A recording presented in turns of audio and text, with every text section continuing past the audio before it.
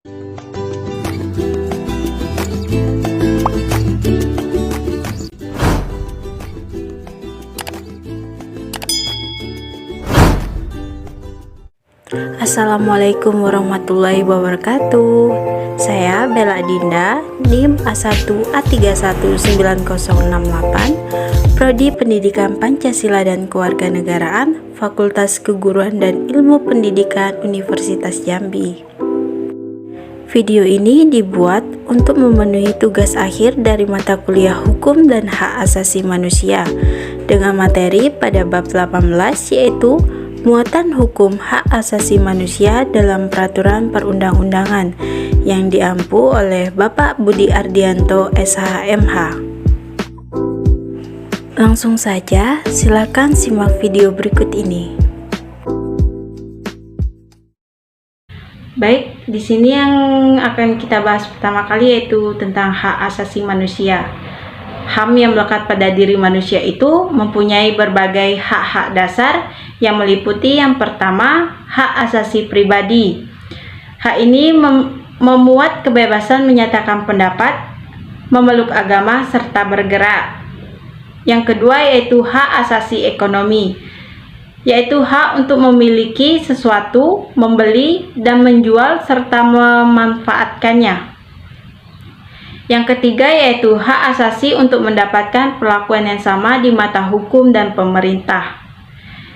Yang keempat, hak-hak politik, yaitu hak untuk ikut serta dalam pemerintahan, hak pilih, yaitu memilih dan dipilih dalam pemilihan umum, hak mendirikan partai politik, dan sebagainya. Selanjutnya yang kelima yaitu hak-hak asasi sosial dan kebudayaan.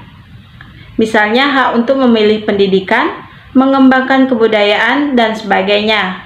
Dan yang keenam yaitu hak-hak asasi untuk mendapatkan perlakuan tata cara peradilan dan perlindungan. Misalnya, peraturan dalam hal penangkapan, penggeledahan, peradilan, dan sebagainya. Untuk yang kedua yaitu mengenai konstitusi, negara hukum, dan perkembangan HAM. Konstitusi atau Undang-Undang Dasar mencakup tiga hal yang fundamental. Yang pertama yaitu adanya jaminan terhadap HAM dan warganya. Yang kedua yaitu ditetapkannya susunan ketatanegaraan suatu negara yang bersifat fundamental. Dan yang ketiga adanya pembagian dan pembatasan tugas ketatanegaraan yang juga bersifat fundamental. Eksistensi Undang-Undang Dasar 1945 sebagai konstitusi. Menurut Strachan, Undang-Undang Dasar sebagai konstitusi tertulis merupakan sebuah dokumen formal yang berisi yang pertama, hasil perjuangan politik bangsa di waktu yang lampau. Yang kedua, tingkat-tingkat tertinggi perkembangan ketatanegaraan bangsa. Yang ketiga, pandangan tokoh-tokoh bangsa yang hendak diwujudkan baik sekarang maupun untuk masa yang akan datang. Dan yang keempat, suatu keinginan dengan mana perkembangan kehidupan ketatanegaraan bangsa hendak dipimpin. Dalam perkembangannya, istilah negara hukum dalam berbagai literatur tidak bermakna tunggal, tetapi dimaknai berbeda dalam tempus dan lokus yang berbeda. Sangat tergantung pada ideologi dan sistem politik suatu negara. Karena itu, Tahir Azhari dalam penelitiannya sampai pada kesimpulan bahwa istilah negara hukum adalah suatu begrip yang berdiri dari 5 konsep. Yang pertama yaitu konsep negara hukum menurut Al-Quran dan Sunnah-Sunnah yang diistilahkannya dengan nomokrasi Islam. Yang kedua yaitu konsep negara hukum menurut konsep Eropa kontinental yang disebut Rechtsstaat. Yang ketiga yaitu konsep rule of law. Yang keempat yaitu konsep socialist legality, serta yang kelima konsep negara hukum Pancasila. Berikutnya yaitu yang ketiga mengenai perdebatan HAM oleh pendiri bangsa dalam Undang-Undang 1945. Anggota BPUPKI lainnya Muhammad Hatta menyatakan kebutuhan akan HAM yang dicantumkan dalam Undang-Undang Dasar akan menimbulkan kekuasaan tidak terbatas pada negara. Tercapainya kesepakatan yaitu mencantumkan muatan HAM yang sebelumnya ditentang oleh Soekarno karena dinilai sebagai cerminan nilai Barat dan bertolak dengan cita negara kekeluargaan. Meskipun tidak secara langsung memuat pencantuman HAM, namun muatan pasal tersebut cukup menjadi bagian dari cerminan HAM di Indonesia saat itu. Terkait pencantuman HAM, ada 3 pandangan diantaranya, yaitu yang pertama, mereka yang berpandangan bahwa Undang-Undang Dasar 1945 tidak memberikan jaminan atas HAM secara komprehensif. Yang kedua yaitu mereka berpandangan Undang-Undang Dasar 1945 memberikan jaminan atas HAM yang secara komprehensif. Dan yang ketiga, pandangan bahwa Undang-Undang 1945 hanya memberikan pokok-pokok jaminan atas HAM. Pandangan pertama didukung oleh Mahfud MD dan Bambang Sutioso. Hal ini didasarkan bahwa istilah HAM tidak ditemukan secara eksplisit di dalam pembukaan, batang tubuh maupun penjelasannya. Justru menurut Sutioso, di dalam Undang-Undang Dasar 1945 hanya ditemukan pencantuman dengan tegas perkataan hak dan kewajiban warga negara dan hak-hak DPR. Pandangan yang kedua didukung oleh Sujono Sumobroto dan Marwoto, Azhari dan Dahlan Thoib. Sumobroto dan Marwoto mengatakan Undang-Undang Dasar 1945 mengangkat fenomena HAM yang hidup di kalangan masyarakat. Atas dasar itu, HAM yang tersirat di dalam Undang-Undang Dasar 1945 bersumber pada falsafah dasar dan pandangan hidup bangsa yaitu Pancasila. Pandangan yang ketiga didukung oleh Kuncoro Purbo Pranoto, G.J. Wolhoff, dan M. Soli Lubis. Menurut Kuncoro, jaminan HAM bukan tidak ada, melainkan dalam ketentuan-ketentuannya Undang-Undang Dasar 1945 mencantumkan secara tidak sistematis.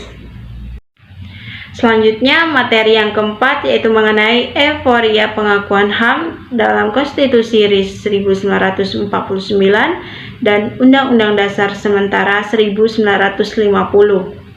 Konstitusi RIS memuat 22 pasal mengenai HAM dalam batang tubuh Konstitusi RIS, sehingga dalam Konstitusi RIS sangat terlihat implementasi muatan HAM tahun 1948. Dalam perkembangannya selang setahun, maka dibentuklah Undang-Undang Dasar Sementara 1950 dengan diundangkannya Undang-Undang Nomor 7 Tahun 1950 tentang Perubahan Konstitusi Sementara Republik Indonesia Serikat menjadi Undang-Undang Dasar Sementara Republik Indonesia yang berisi 146 pasal. Menurut catatan Supomo, setidaknya terdapat 3 perbedaan mendasar Konstitusi RIS 1949 dengan Undang-Undang Dasar Sementara 1950 dalam hal penegasan tentang HAM. Yang pertama yaitu hak dasar mengenai kebebasan beragama atau keinsyafan batin dan pikiran, meliputi kebebasan bertukar agama atau keyakinan dan sebagainya tertuang pada Pasal 18 Konstitusi RIS oleh Undang-Undang Dasar 1950. Pernyataan meliputi kebebasan bertukar agama atau keyakinan tidak ditegaskan lagi. Yang kedua yaitu di dalam Pasal 21 Undang-Undang Dasar Sementara 1950 diatur perihal hak berdemonstrasi dan hak mogok yang sebelumnya tidak terdapat pada Konstitusi RIS. Dan yang ketiga yaitu dasar perekonomian sebagaimana dimuat pada Pasal 33 Undang-Undang Dasar 1945 diadopsi ke dalam Pasal 38 Undang-Undang Dasar Sementara 1950. Baik, selanjutnya materi yang kelima yaitu mengenai anomali kekuasaan dan HAM dalam Undang-Undang tahun 1945.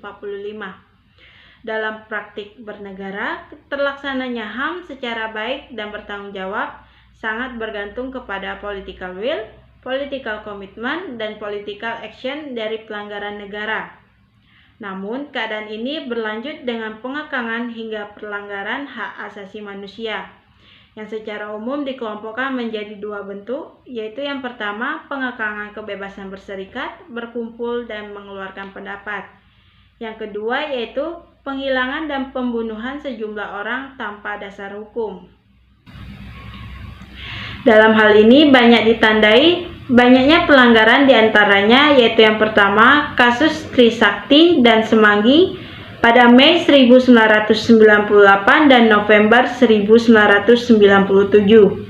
Yang kedua yaitu kasus Marsina, yang ketiga yaitu kasus Talangsari di Lampung, dan yang keempat yaitu kasus Petrus dan lain-lain sebagainya. Lanjut ke materi yang keenam, materi yang terakhir yaitu mengenai babak baru HAM dalam era reformasi Undang-Undang Dasar 1945 amandemen pertama sampai amandemen keempat. Gelombang reformasi yang terjadi di Indonesia memicu perubahan yang signifikan mengenai HAM. Di antaranya perubahan Undang-Undang Dasar 1945 secara bertahap dan melakukan perubahan konstitusi yang sebelumnya hanya memuat 71 butir menjadi 199 butir ketentuan. Terlihat pada perubahan kedua dan ketiga dalam sidang MPR tahun 2000 yang meliputi HAM dalam pasal 28A sampai 28J, pengaturan HAM dalam Undang-Undang Dasar 1945 merupakan komitmen negara untuk memenuhi syarat keberadaan Indonesia sebagai negara hukum. Bahkan, terdapat beberapa agenda demokrasi yang dicanangkan pasca era Presiden Soeharto, di antaranya yaitu yang pertama, Constitutional and Rule of Law, yang kedua yaitu Regional Autonomy, yang ketiga yaitu Civil Military Relation, yang keempat yaitu Civil Society, yang kelima yaitu Governance Structure Reform, Social Economy Development, Good Governance, and Ombudsman, yang keenam yaitu Gender, dan yang terakhir yaitu Religion Pluralis. Sekian video dari saya. Jika ada salah, saya mohon maaf, dan semoga video ini dapat bermanfaat bagi kita semua. Saya akhiri, wassalamualaikum warahmatullahi wabarakatuh.